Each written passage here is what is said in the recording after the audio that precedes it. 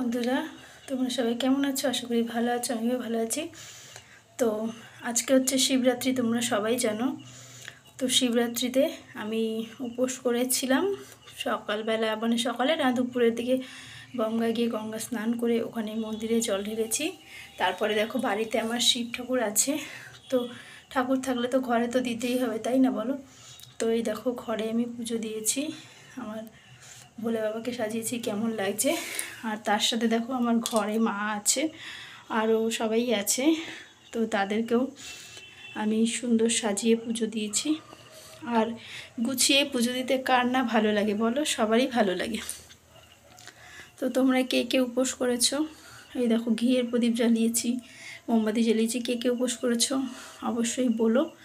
আর আমি দেখো, কথা বলতে পারছি না, হাঁপিয়ে যাচ্ছি। আমি মানে পুজো করলে না আমার কোনো কষ্ট হয় না, কিন্তু মানে একটু হাঁপিয়ে যাই। তো দেখো কেমন হয়েছে সাজানোটা, অবশ্যই কমেন্ট করে বলো।